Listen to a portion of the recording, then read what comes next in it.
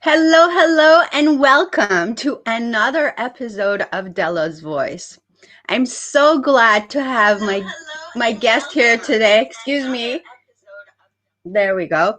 My my guest today is one of the excuse me, superheroes that I have met through Magnetic Entrepreneur, thanks to Robert J. Moore. So I just wanted to put that out there because if it wasn't for him, I would not have met this wonderful woman. She does exceptional work. Melissa Ross, with more than 20 years of experience in the field of yoga and mindfulness. She's a leading authority on healing and growth. Her own journey with postpartum depression puts her in a very powerful position to have some very difficult conversations around the topic of anxiety and depression.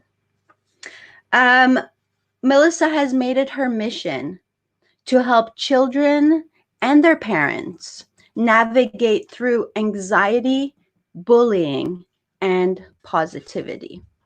Melissa Ross is a best-selling author. She is an award-winning speaker. She is a coach. She is a teacher. She is a mom. And she is a superhero that I am so honored to have on Dela's Voice. So, ladies and gentlemen, please help me welcome on Dela's Voice, Melissa Ross. Hello, hello. Hello, thank you so much for having me. That was an absolutely incredible introduction. Thank you. You're welcome. I try. I'm so happy you're here. I had a little frog stuck there in the beginning of the show. I apologize about that. I just want to make sure that we give everybody a shout out. I have my Facebook streaming in front of me so that I can welcome people as they're joining us, the audience. And I want to encourage everybody to please share this talk with the people you love. And let them know the information. Melissa Ross, you have a business and it's called Rise to Wellness. And I want you to start telling people what that is, what that business does. And then we're going to get deep, girl. All right, sounds good. So Rise to Wellness is my coaching business. I do private one-on-one coaching with women who are struggling with stress, anxiety, and depression, but I also coach families who are helping their children navigate through all of those things. And that came from Breathe With Me Yoga. I started Breathe With Me Yoga, which is my children's yoga business. And I was finding that children were coming into my classes with those issues. And so that's how I started my coaching business. I came off of, I grew from Breathe With Me Yoga and my children's yoga classes and talking with families and changing lives with yoga to helping them through coaching and opening up Rise to Wellness, and through Rise to Wellness, writing books and speaking and all of that. So we do lots of things with Rise to Wellness. It's amazing. I know that every day at 12:30 you run a live children's yoga. So a little bit about that. Yes, absolutely. It's Storytime Yoga. It's live on Facebook, on Instagram, and on YouTube every day, 12:30 Eastern Standard Time for all of our people in other places in the world.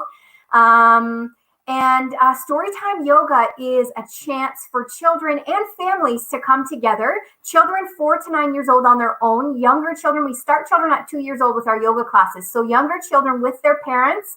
And anybody older than 9 that is okay with the story that we're reading, because the stories are really geared to 4 to 9 year olds. But anyone can come in and really sit down and breathe with us at the beginning of class. And then we read through a wonderful story that usually teaches us a lesson, and we find all of the yoga within that story. And then we sit down and we have a relaxation, and it's a guided relaxation. I guide everyone through it. We have I am affirmations in the relaxation, and we really go over all of the lessons that we learned in the story that day. And you know what? I'm so proud of Storytime Yoga on its own for everything that it's doing for children and families, but also I'm proud of the author program that has resulted with Storytime Yoga. I have an incredible author program where I bring in indie authors from all around the world, and I showcase their books that have wonderful, amazing messages. And I help visualize their books with children. I help children connect with their books. It's an incredible program. That's great. Like this is a win-win for everybody. I'm just trying to put this into perspective because I learned how to become more mindfulness, and I got into meditation and a little bit of yoga very late in life. I mean, it's never too late, but I'm saying later in life. And you're teaching kids as early as the age of 2 how to find, that come back to the present. And you're talking to them about relaxation breathing. How is that helping people? Have you had any testimonials from parents letting you know how the kids are doing, how it's benefiting them? Oh, absolutely. And you know what? I mean, I get testimonials from parents all the time, but I mean, even without the testimonials, I see with my own eyes what that's doing with the kids, what's happening in class. I mean, we're there together for 8 to 10 weeks, depending on, the time of year. And COVID, not right now, I'm not seeing them in person, but depending on the time of year, we're spending time together. And I'm seeing the changes in those kids from week 1 to week 8 or week 10. And I'll tell you, the biggest reason why I started coaching was this one boy that I had in class. He was about 10, 11 years old at the time, and he was coming with his brother. So he was in my younger kids class, like my middle of the road kids class that went up to 9 years old. And so he may have been 9 at the time. And he was so shy, and he sat at that front door with in a chair right beside the front door, holding his yoga mat like this. He was holding it like a stuffy, and he wouldn't even look up at me. He wouldn't move out of the chair. And his mom was so worried leaving him behind. His brother ran right into class. His mom was so worried leaving him behind, and she's like, "Are you sure you're going to be okay?" And I was like, "Trust me, don't worry, we'll be great, we'll be cool." And slowly over the 10 weeks, that brave guy moved from that chair at the beginning to opening up and sitting in the chair, to moving to another chair closer to class, to sitting beside the class, to moving into the class. And he had his mat right at the edge of class. And I'm serious, it was a week by week steps, and he slowly moved to the point where he was sitting beside the kids on his mat. Now, we didn't get to the point where he was laying down in relaxation and all wonderful, that first session. We continued on sessions, but I had him doing the yoga class, laughing with the other kids, doing the relaxation, but sitting up in a way that was comfortable for him, and modifying things for him to allow him to participate and actually speaking with the other kids. He wouldn't even look up at me the first class. And, after a few sessions with him, he was confiding in me. He had turned of age where he could move up to the next group, but he's decided to stay. He had become my helper. He was helping me run class. He was teaching the poses to other kids. He was asking me for help. I was staying behind in class, helping him talk to his parents about being bullied at school. And he was confiding in me about what was going on in his life. And that right there is what made me make the shift to certify as a coach practitioner. I'm a master coach practitioner now, and really dive deep and help families in a deeper way. Amazing. I mean, that must bring you so much pleasure, so much joy, being able to help kids like that. Because I can just see your face light up as you were telling that story. And so okay, so let's move into this a little bit. How serious is this problem of anxiety and bullying in our kids right now? Oh my goodness. You know what? Before COVID, it was more serious than what we even knew, because kids aren't always talking about it. I would have I would say about 50% of the kids coming into my yoga classes all have anxiety. Either I see the anxiety or the parent tells me they have anxiety. so many kids in my classes. I have 8-year-olds coming into class telling me I'm stressed out at school. I don't know if it was from mom and dad that they're stressed out at school, but they're coming in and they're telling me they're stressed out at school. When we do our breathing exercises in class, we have a sharing circle. So we don't do that in story time right now because I don't have kids live to be able to do that. But we have sharing. And so we will breathe in everything that we're excited about and breathe out into the breathing ball everything that we're frustrated about. And then we'll have a sharing circle where they can talk about what their excitements were and what their frustrations were that they breathed out. And so many times I have kids talk about bullying, talk about situations at school or situations on the playground that they didn't know how to deal with. And we get into a discussion. And oftentimes we'll go past the time that I've allotted for that sharing because everyone has opened up so much and really is in need of talking about that stuff, and they feel like they're in a safe space to be able to do it. And we have such busy lives. Before COVID, we had such busy lives and we were rushing so much that it wasn't necessarily that children didn't know how to talk to their parents about that. There was no time. There was no time to actually, for them to feel like they were in a safe space to talk about it. Sure. And I mean, this is not the type of conversation where you can have in passing. We got to give our kids that time and that space, the safe space to be able to talk about stuff like that.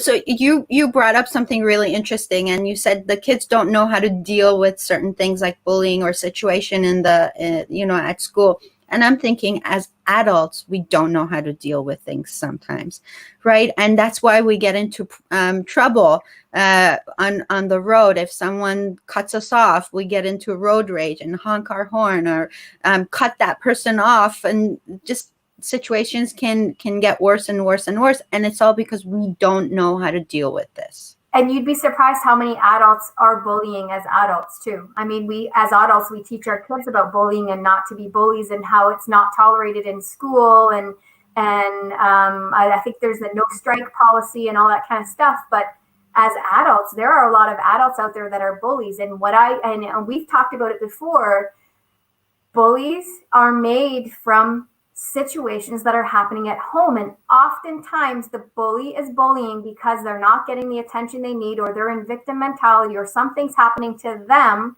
so they're doing the bullying to get the attention that they're after. So it's often the bully that needs more attention than the child being bullied. Often. And it's the same with adults. It's the true with adults as well. There are so many adults out there that are bullying as well as being bullied. And we don't know how to deal with it. Either way, we don't know how to deal with being bullied, and we don't know how to deal with our emotions and what's going on in our life. Oftentimes, when you brought up the being in traffic and being upset at people in traffic and honking, we're not honking at the people in traffic. We're not mad at the people in traffic. We're in that state because of everything else that's happening in our lives. We're already stressed in our lives, and there are other things that are influencing our decisions and our actions in that moment when we're behind the wheel. It's so true. It reminds me of a quote, hurt people hurt. Yep. Right? Absolutely. And there was something I wanted to, you said something that touched on me too. It'll come back to me. It left me, but yeah, it's absolutely true. And all of these concepts that we're teaching kids, adults are experiencing the same thing, and they never learned it as children. And I know what it was. We've talked about this before too. It's energy, right? So if you're the one that's being honked at in traffic, and you're the one that's experiencing something that you don't feel is pleasant in your life, oftentimes that's your energy too. Your energy gives off to the universe what you want to see more of and what you want brought into you. So if I'm in the energy, and I'll tell you right now, if I go out in traffic and people are honking at me and cutting me off, I look inside myself and I say, okay, what's going on with me? That is my meditation today. Am I vibrating up here on a high frequency, or am I down here? Am I stressed out? Am I having a bad day? What have I done today to call this into me? That's so good, right? So good. Or why am I noticing these things? Like, why am I noticing all the honking and all the traffic and all the misery? Why am I noticing all of that all of a sudden?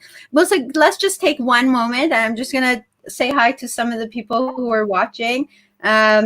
So Irina Petrova, hello. Thank you for watching. Henrik, Sue, Frida, and so Nilu, thank you. Shazad, Navid, thank you so much, everybody, for watching. We're talking about anxiety and how you can use mindfulness as a tool to combat. So, okay, so now we know that we're going through anxiety, and kids go through anxiety, and we act up. So how do you know if your kid is suffering through from anxiety, or if your kid is being bullied? What are some signs that we are looking for?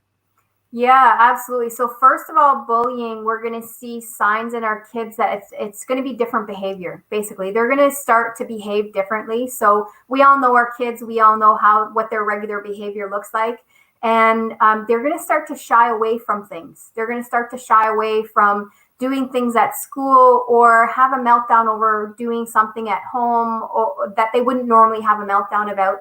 And really, it's behaviors we're looking for. When we talk about anxiety, it's really hard to see anxiety in another person. Even as adults, it's hard for us to see that somebody else is having anxiety. It's an invisible thing, right? And so when we talk about seeing our kids and seeing whether they have anxiety, we have to really look at their behaviors and figure out if there's some external thing going on with them, something else that's going on with them. Because really, the signs that they're going to give us that they're having anxiety are going to come out as normal childhood behaviors. We're going to think, oh, they're freaking out about that. Why are they having a meltdown about that? And most times we pass it off as, oh, 2-year-old, they're having the terrible twos, or, oh, she's just tired today, she's having a meltdown, right?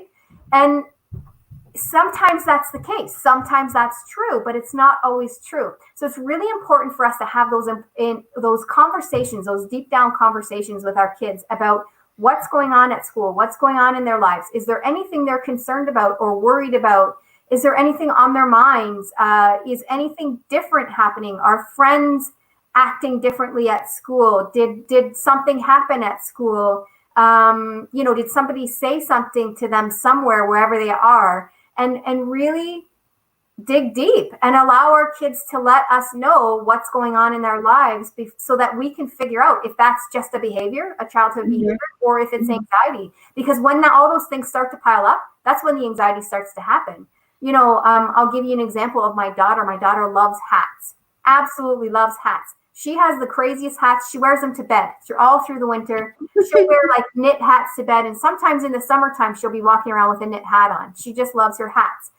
And so she will pick, crazy characters, knit characters and all that kind of stuff. So this past winter, she went to school in some crazy hats. And she had a Pookie Tookie she was all excited about. And she was making it in different knots and everything. And she would get off the bus and she'd come home and no hat on.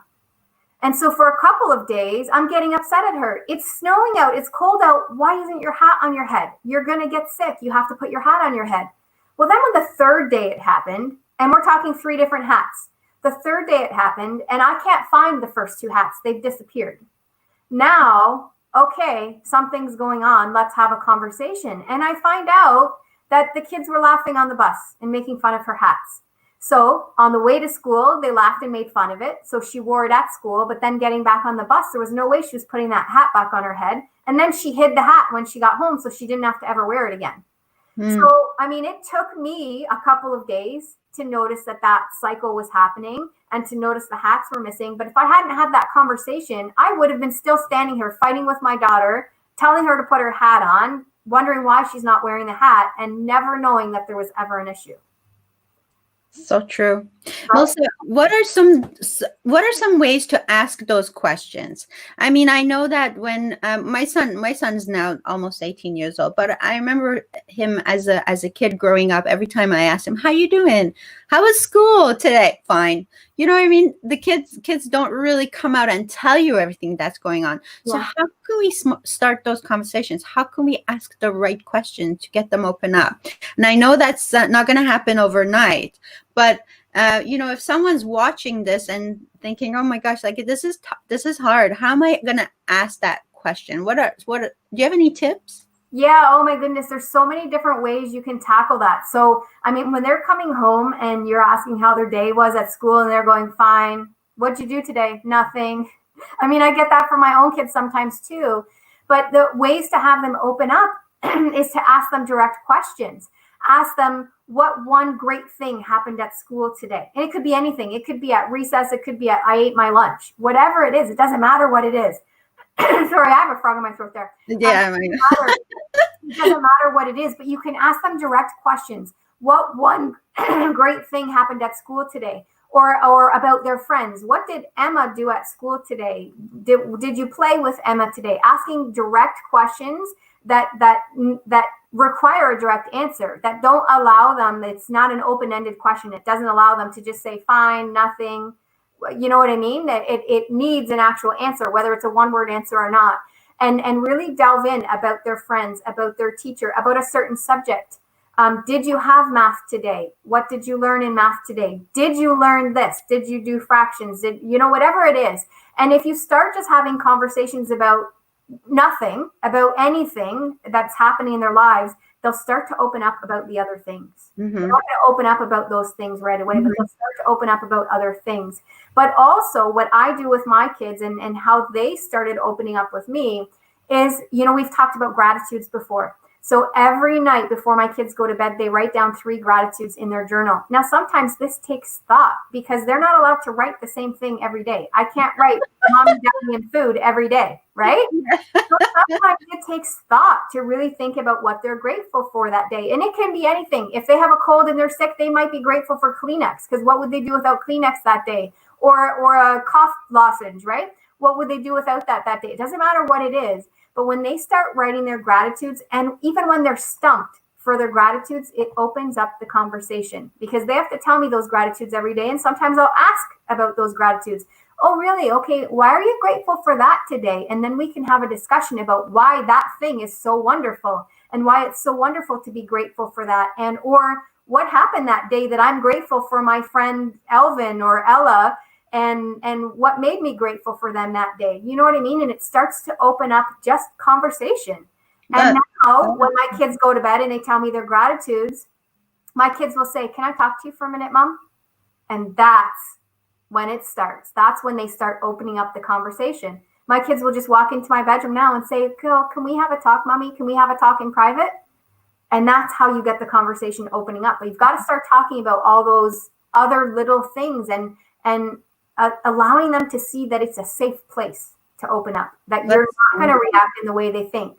Yes, it's so important, right? And this does not only work with kids. I think it works with adults too. I mean, if you have a best friend who can't trust you, that you're not going to give them, a safe space to talk to you, they're not going to talk to you either. So the same goes with kids. I wish I had known all of this when when my child was younger, because I think when you start early like this, and I mean, we talk about gratitude. I only just learned that late in my life too. And it's such an important thing. It's so helpful. It has helped me tremendously. So I can just see how a child growing up with this mindset of, let me think about the best things that happened to me today, how that could change their perspective and their mindset, and how the way they look at life in general. Thank you so much, Melissa. This is awesome stuff. I mean, first of all, I appreciate you so much for what you're doing. This is great, and not everybody's open to this, right? Yeah. Do you find yourself sometimes you have to struggle with parents to get them to believe in this or play along? Yeah, you know what? And the thing is, with coaching, I mean, you really can't work with a client or with families unless they really are on board. I mean, you have to have 100% commitment. You know what I mean? 90% commitment isn't going to change anything. I was just listening to a mentor speak the other day, and I believe he called it absolute commitment. And I thought that was an amazing term. As a coach working with people, you have to have absolute commitment in order for a change to happen. Because yes, there are people out there that will complain about it, but aren't ready to take action. And in order to really see change, we need to commit and take action. So, I mean, yes, I see that, but I don't typically take people on unless they are absolutely committed to doing what needs to be done to move forward and make a change. And really, if you're not ready to do that, then you're not ready for coaching. It's true. It's true. So let me just say hi to some people. Robert J. Moore, hi. He's asking, what is anxiety? I think I think he's trying to be funny, but really, what is anxiety? Yeah, he is trying to be funny because he knows right well what anxiety is. So you know what? Anxiety comes out in different forms for different people. In children, we just talked about anxiety. A lot of the time comes out in behaviors, but really, the root of it is in fear, in worrying about what is going to happen, worrying about the future and future things that might happen, and in really cycling through and not being able to stop that cycle from happening in your mind. And sometimes that anxiety moves to a state of panic. You know, when people say I had a panic attack, and I tell my son, it's like somebody pulled the imaginary fire alarm in your head. So you're starting with those what ifs, and that fear is happening, and you're worried about the unknown, and you're worried about what might happen in the future. So it's really not living in the present moment when we have anxiety. We're living in the future, and we're worried about all those things happening in the future. And what happens when you move into panic and you have a panic attack is that somebody all of a sudden, by accident, pulls that fire alarm, and now we're in 5-alarm fire, and our whole body is reacting. We're sweating. We have a sore stomach. We're running to the bathroom. The room is spinning and closing in on us. We can't think straight. We start to get all of those bodily reactions now because we're in full on. Somebody pulled that fire alarm, and we're going to the fire, right? We're going to put out the fire, and so our whole body starts to react now. And I'll tell you, you don't often. I mean, when you have your anxiety in check and you have your strategies in place, you don't often go to a place of panic and in those full-blown panic attacks. But when you're first experiencing that, and I mean, as an adult, when I was first experiencing that, I was in panic attacks all the time. Before it was even diagnosed as anxiety, I was in panic attacks and going to the hospital because I thought I was, having a heart attack or something was going on. My heart was beating so fast, and I was voiding and sweating, and the room was spinning, and I thought, I thought something was physically wrong with me because I didn't know what anxiety was at the time, and it hadn't been diagnosed. And often in adults and children, we're seeing the behaviors as children, but we're seeing those physical symptoms as adults first before we really are diagnosed with anxiety and realize that that's what it is. I can so relate to what you just said, because I also had a panic attack, as you named it, and I remember feeling all these feelings. I remember these physical sensations, my heart racing, and my palms were sweaty, and it felt like I was short of breath and I was going to collapse, honestly. And so it's a tough thing to deal with, especially when you don't know what it is, and it scares you. It's really scary. And do you know it? And I know this for a fact that anxiety is it's very rampant, especially this time of during this difficult time. We're all going through it because of uncertainty and fear of what's going to happen. And this virus, is it really that fearful? Am I going to get it? You know what I mean? So we're going to talk about some tools. Mm-hmm. You're gonna lead us through some tools. Maybe you can actually lead us through a little bit of a mindfulness exercise, if you feel up to it. I just want to say hi to a bunch of people also that are watching. Thank you so much, Annie, Rafi, Fanaz, Ramin, Tara. Thank you so much. Medea is watching. Thank you so much for watching us. Thank you for giving us your time. We're talking about anxiety. and using mindfulness as a tool. Robert says, I talk to my children all the time, but it doesn't mean they will listen. He has amazing children. That's true. It doesn't mean they'll listen. But what I find with kids a lot of the time is that they are actually listening, but they're ignoring, they're pretending like they're not listening. And it happens in class a lot too, where parents will be like, well, my kid's running around, I'm worried that they're just going to run around and not listen to you, but they're actually listening somewhere here.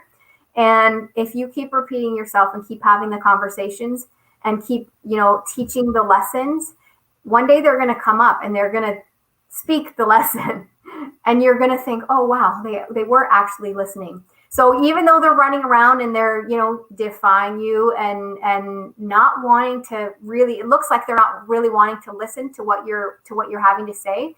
If you keep repeating the lessons and just keep talking to them and keep doing what you're doing and keep keeping your calm, okay? Because they need to see that it's a safe place. Keep keeping your calm. And if you do lose your calm, apologize for it, because we're all human. We all lose our calm sometimes too. So, if I lose my calm, I go back to my kids and say, you know what, I'm really sorry. I didn't mean to react that way. I was dealing with something else. I was stressed out and I brought that into the conversation and I shouldn't have. So I apologize. So that shows my kids that, that's not the reaction they're going to get from me. And they did get it and I didn't mean it. And we're all human and it's okay to have that reaction. We acknowledge the reaction. Mm-hmm. And that means they'll come back and apologize to me too. That's right. Reaction, right? And they're learning that all at the same time. But I'm telling you, it may look like your kids aren't listening, but they are. I have parents come to me so many times and say, little Johnny was running around yoga class. I didn't think they knew anything. And then we got home and an hour later, he was doing all the yoga poses and he was showing me how to breathe. I'm like, yeah, because he was listening. He was pretending he wasn't listening. He was running around the class like a holy terror, but he was listening and taking it in, and now he's doing it at home, and that's all we want. We want him to practice it on his own and learn it.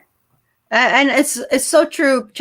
And also children. And I just saw this. Medea says it best. I'm going to read her comment because that's exactly what I was thinking. Children live by example. If they see you working on self-love and mindfulness, they will do the same. Yeah, and we talked about that. We talked about the meditation before, right? My kids see me meditate every single morning. They know that that's quiet time every single morning. And when COVID hit, we made a schedule here. And part of our schedule was yoga and mindfulness. And during that period, that was the time for them to write their gratitudes, to journal, to do some yoga, to have some movement, and to have a little mindfulness. And now my son, to this day, goes in his room, even if he's lost privileges to his cell phone, he asks to have that cell phone for 10 minutes because he goes and sits down and does his 7-minute meditation and he journals. And he knows that it helps him. He asks to come and get his phone. And he'll come from his dad's house and say, oh, I didn't do my meditation today. I'm just going to, before bed, is it all right if I stay up 10 minutes longer to do my meditation? Yep, absolutely, buddy. Do your meditation. Amazing. And he's 11. So he's doing it.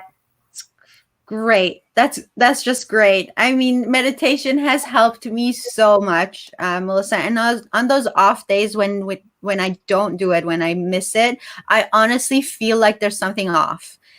So I totally agree with the benefits of meditation. Saying hi to Amina, Edna. Thank you for joining us. We're talking about anxiety and mindfulness as a tool.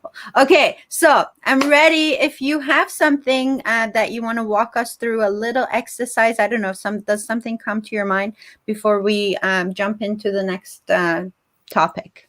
I can just do a guided relaxation that I do with the kids. Okay.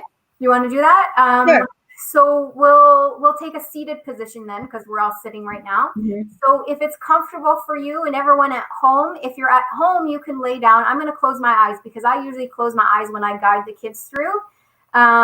So if you're at home, then you can take a lying down position with your arms in front of you, palms facing up like this. And if you're seated, just have your palms sitting in your lap with your palms facing up, arms sitting in your lap there, just nice and relaxed. Making sure that if you're seated, you're just falling into the floor or into your chair. Your shoulders are in neutral position. And if you're laying down in a comfortable position, just letting everything go. Closing eyes if you're comfortable. Relaxing your shoulders. Relaxing your chest and your waist. And I want you to specifically go to these parts of your body and just scan for any tension that you might have in your body as I name the parts. Find it and let it go. Relaxing your arms and your hands. Making big, big fists with your hands. Squinch them in really, really tight and then let them go. Palms facing up. Relaxing your bum. Relaxing your legs and your feet. Letting your feet just drop off to the side if you're laying down. And if you're sitting, really going to your bum, going to that root where you're sitting on the chair or on the floor, and making sure that you're not holding any tension there. Scanning your face. Are you holding any tension in your forehead or your eyes? Letting your lips just separate, letting your jaw relax. Noticing the sounds around you. You might hear the buzzing of a computer or a fan. You might hear others around you, family members, shuffling in the house. You might hear wind in the trees through a window. You might hear cars driving by. But just as you allow those sounds to come and go, you do the same with your thoughts. Allow them to come in and allow them to go. Acknowledge that they're there and allow them to go. You don't have to deal with anything right now. Right now is just for you. Letting your whole body relax.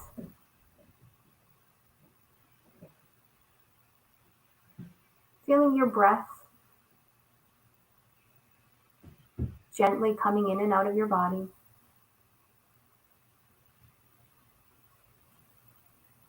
Quietly inside your head saying to yourself, I am healthy. I am happy. And remembering the feelings that you feel when you're happy. What does it feel like inside your body when you're happy and when you're healthy?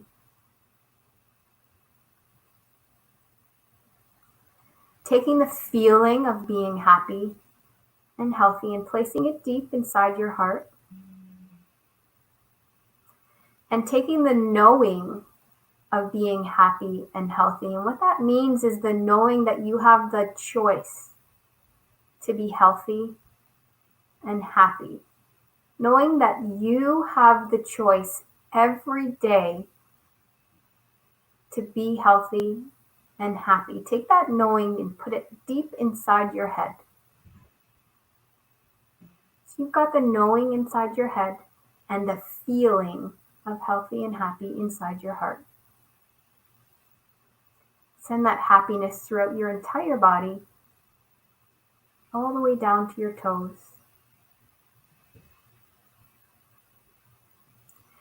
And when you're ready, if you're laying down, keeping your eyes closed, roll to one side, bringing your knees into your chest. And if you're sitting down, just start to wiggle your fingers and your toes, keeping your eyes closed, just slowly bringing your body back. And when you're ready, opening your eyes and coming back up to sitting. There you go. That's what we run through. And then in yoga, that's what we run through when we do our relaxation, in storytime yoga anyway. And then we'll go over whatever the I am affirmations will be based on the story that we read and the lesson we learned. And we'll go over whatever the lesson that is, and we'll keep it deep inside our head and our heart. When I have kids in person, we will do an actual guided seated meditation, and then they'll lay down in relaxation, and it's usually just a quiet song because their body's already relaxed. Once we go through the guided meditation, then they lay down for anywhere between 5 and 10 minutes in a relaxation to music, to quiet, gentle music. That felt so good. I know I came out of that and I was like, oh, I feel incredible just leading you guys through that. It felt really good.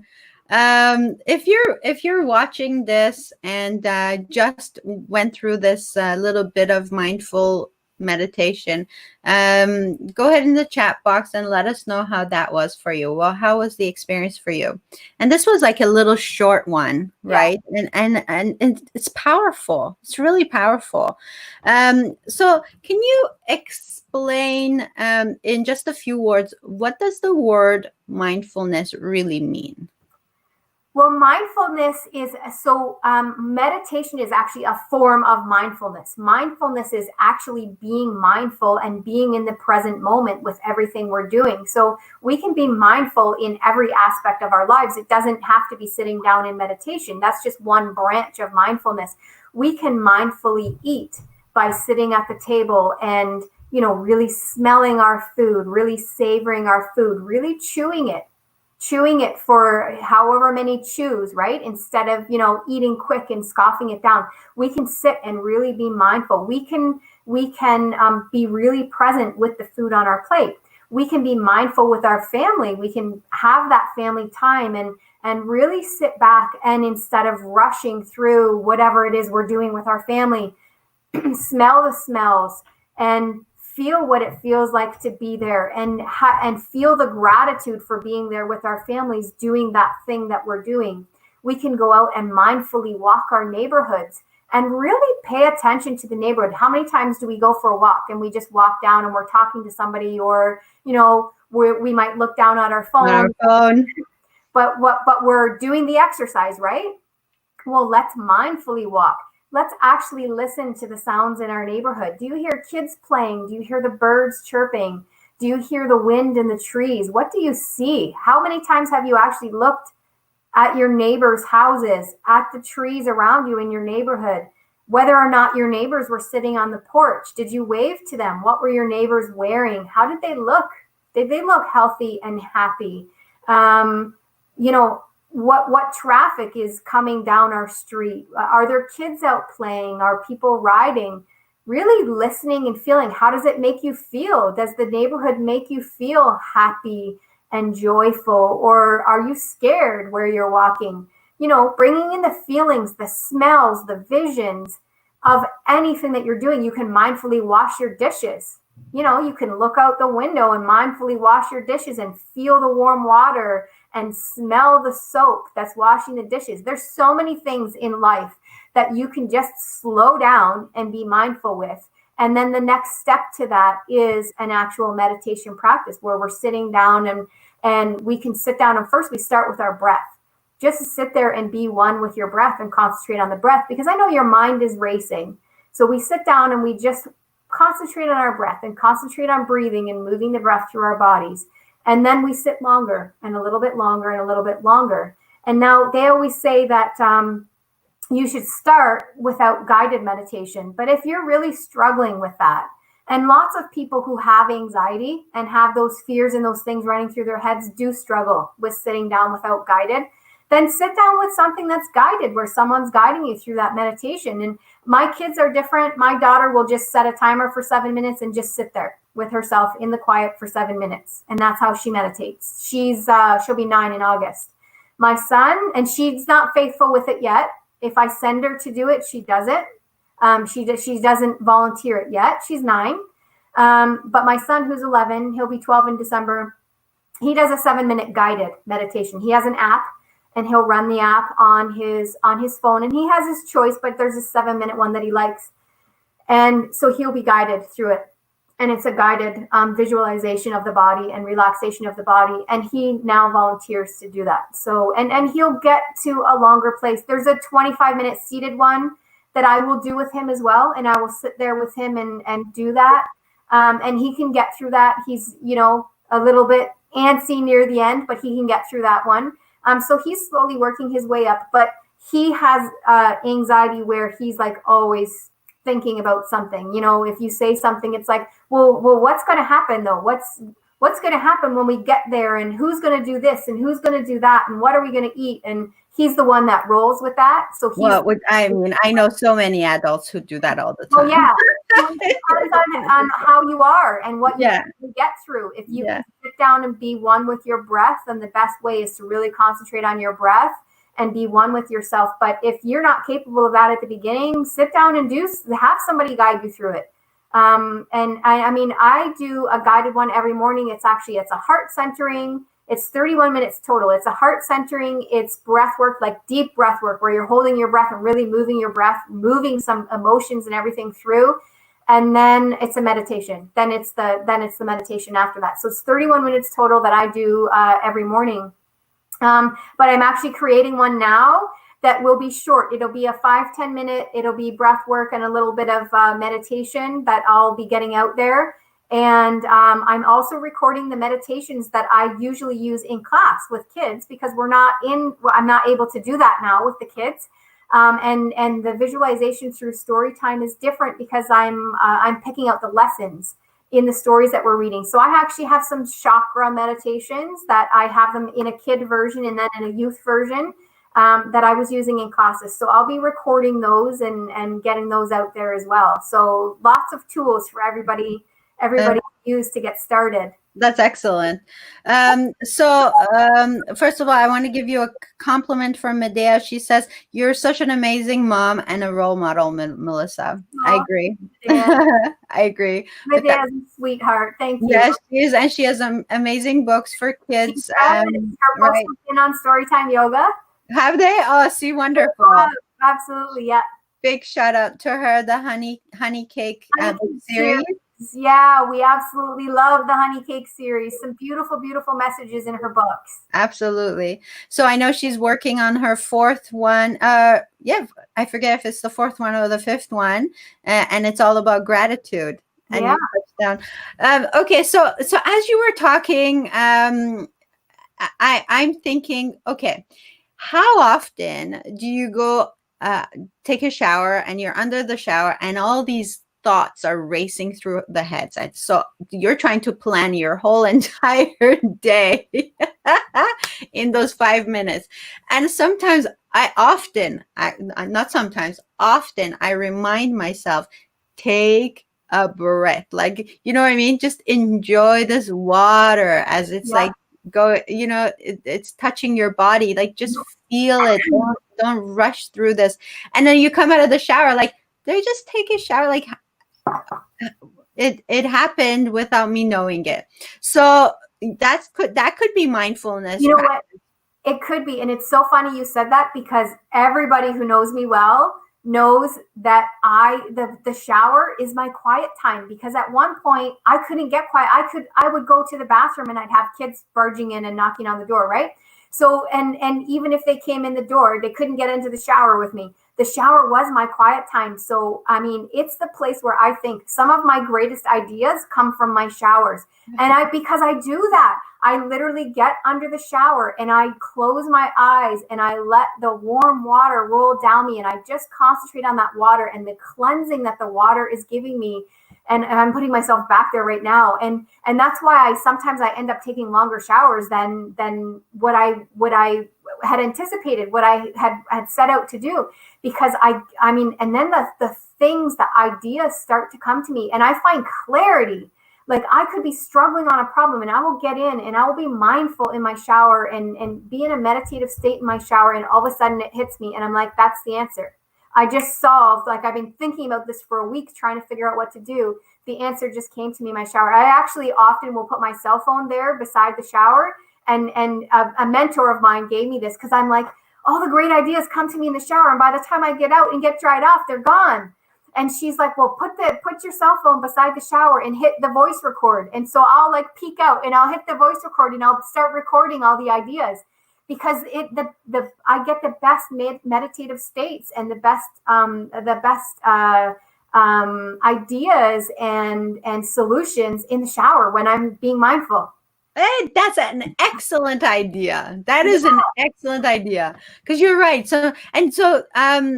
You do this work to clear your mind, and that's when the ideas come in. That's when you are most creative, right, with solutions. yeah, and And you know what? I want to say quick. Sorry to interrupt you. I want no, to go talk ahead. to all the moms out there with young kids because I have a client right now who, I mean, she struggles to journal. She struggles to find the time to just have that quiet time to be with herself, right? And I mean, I was there.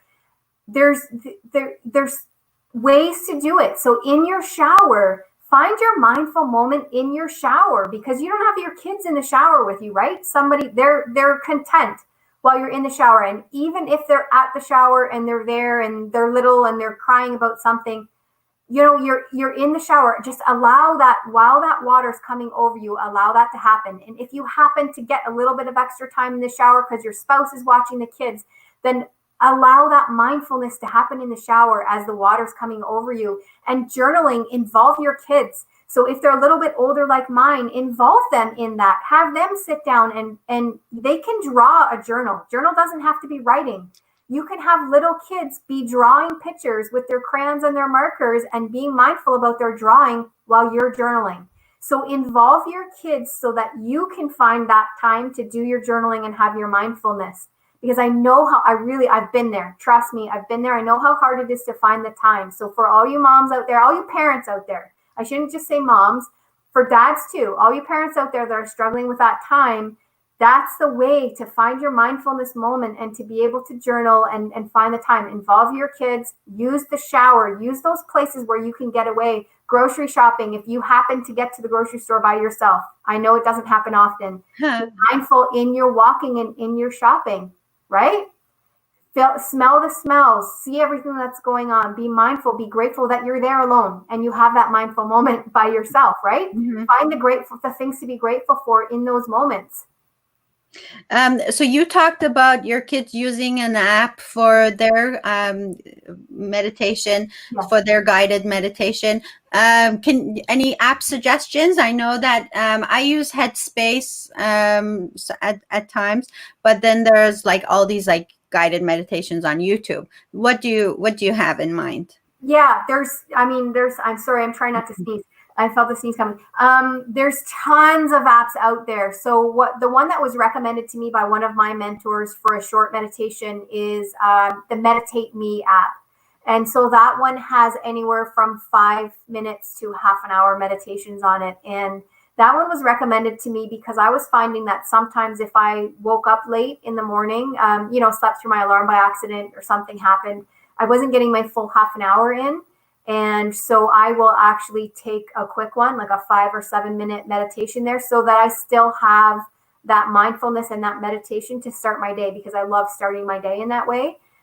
So I use that one as a quick moment. And remember, I said, if I'm out driving and all of the people are honking and everybody's being crazy, I will turn around and go home, lie down on the floor and do that 7 minute meditation and then go back out again. Because there's something in my energy that it's just meditate me. It's Me- not meditate me. Yeah, the app you put the meditate me. It's just Okay, meditate. so there's no No, that I no, want to make no. sure I leave people with the apps so they can Yeah, use. so that one is just meditate me. So that's Okay. what my son uses. I use that one for short meditations, but there are lots and lots of meditations on YouTube. I have a couple of mentors that I go to. I have a mentor named Dan Mangena, Mangena, who does visualizations and meditations. I believe he's on YouTube and iTunes. I have a mentor named Tanis Fishman, Fishman. I will go and I use a lot of her meditations. I'll use Dr. Joe Dispenza meditations as well. So those are the three people that I go to is Dan, Tanis, and Dr. Joe. Those are the ones I use in my practice, but then the actual app would be the Meditate Me app. But yeah, YouTube has so many different things to look at. I just started with my son. He's got this thing about looking at memes on YouTube. And so he'll just sit there for hours on end looking at memes. And sometimes they're 30 seconds, sometimes they're 2 minutes. So I gave him a list of names. I gave him Les Brown, Stephen Covey, Brene Brown. I wrote on a sticky note all these names, right? I said, okay, great. And I looked them on YouTube first to make sure there was appropriate videos. I said, great. Every 3 memes that you look up, pick a name on this list and watch one of their videos. You're already on YouTube. Watch one of their videos. And then you can continue on. But every 3 memes, pick a name on this list and watch one of their videos. We just started that. We'll see. Oh my gosh, Melissa. Just I think you you need one of these because you're just amazing. I mean, your kids are going to benefit so much from this kind of teachings that you're doing. Unbelievable. This is great stuff. Well, you know what? I was going to get into our next topic, but we don't have time. I know. I looked at the clock. Oh my goodness. Yeah, and I mean, I'm just gonna have to have you back here again. Anytime. It's always a pleasure to be on with you. This was so much fun, and I learned so much. And that little that little mindfulness we did, it was just fantastic. It's so calming. It's wonderful. So there Yeah, you see how even though it's storytime yoga for kids, you can have youth come on and still like do the yoga poses. They won't be interested in the story, but they can still do the breathing and the yoga poses and have the relaxation. And you can come on. Adults can come on. I have adult friends who come on just because they want the yoga, right? They're not interested in the story, but they do the yoga with us and they make comments and I watch the comments. So if a friend of mine says, if someone comes on and says, oh, my lower back is hurting me, I'll say, okay, make sure you're doing this pose this way. I'll modify the poses too. So by all means, if you're an adult, come on to Storytime, write in the comments and I'll help you out while we're running yoga. unbelievable. And so I do want to say hi to Christine who just joined us. Thank you for watching. Now, how do people get in touch with you? I have your banner scrolling down. Can you explain about that? Yeah, absolutely. So Linktree is one link where you can go to get everything. So my businesses are Rise the number 2 Wellness and Breathe with Me Yoga. So if you go to social media, you'll look for Rise to Wellness or Breathe with Mel on social media because the kids call me Miss Mel. So on social media, we're Breathe with Mel. But we are across all social media channels. But if you're looking for that one link that will take you everywhere, that Linktree/Melissa Ross, will take you to work one-on-one with me. It'll take you to purchase any of my books. It'll take you to all of my social media channels. It will take you to all of my freebie videos. I have free introductory to yoga videos. I have free coaching videos on there that talk more in depth about helping your children through anxiety or noticing anxiety in kids. There's 3 different coaching videos on there. And if you go to that Linktree link, all you need to do is click on what you're after and it'll take you directly there. So I do encourage you, if you're struggling, if you're a woman struggling for some clarity and some strategies to deal with stress in your life, or if you're a family and you have kids who are dealing with stress and anxiety and bullying at school, and even, I mean, during COVID right now, mental health is a huge, huge thing right now. So if your family needs some help with mental health, through all of this right now, please do go to that Linktree link, click on Work One-on-One with Melissa. That will take you directly to my scheduling page. You can schedule a discovery call with me and we'll see how we can work together. Awesome. This is such a great tool. What you're doing is amazing because you're affecting the lives of our kids, who are, shaping the world. I mean, this is powerful stuff. So thank you for everything you do, Melissa. I want to give you a couple of more minutes to leave the audience with your words of wisdom or whatever nuggets you want to leave. If it's a quote you have in mind you want to leave them with, go ahead and do that. Oh, absolutely. Thank you. I always leave the audience with this. You're not alone. I want everybody to remember you're not alone. Reach out to someone. Please, please reach out for help. If it's not to me, reach out to a family member, reach out to a friend. There are resources out there. Have the courage to step up and reach out and talk and find the resources that you need. I can't stress that enough because when I was dealing with everything that I was dealing with, there was such a stigma around everything that we're talking about now, and you don't have to be afraid of shame or people reacting badly. There are people in your lives that are there to support you through all of that. So please do remember that you're not alone. Reach out, let go of the shame and the fear, and get the help that you need. Perfect. This was just the perfect message, Melissa, because Dela's voice is all about bringing hope. And just by knowing that you're not alone, that's a lot of hope. It's a lot of hope. And ditto to everything you said, because there was a time where I felt alone because of the stigma surrounding my problems. And so by asking for help and finding out that other people are also going through what you're going through, and that just brings so much hope. So I really, really appreciate that. And so, I don't know if I've mentioned this before. Medea said it the last time we talked, but wasn't the first time I was hearing it. So I keep talking about it. Hope stands for, so it's HOPE, right? Hang on, pain ends. I think it's, Oh, I know, isn't that great? absolutely. Yeah. So it's wonderful. It's hope is everything. Hope is powerful in life. So thank you. You're one of those people who bring hope for parents who are struggling with, their families. So thank you, thank you, thank you. Such a superpower that you have, Melissa. Keep doing what you're doing. You're awesome. You're shiny, and you just light up this world. And I appreciate you. Oh, thank you. I appreciate you too. Thank you.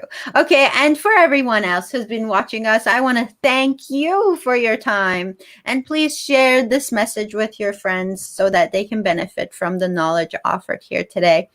And as always, this is Dela, hoping to spark your soul. Till next time. Thanks, Melissa. Thank you.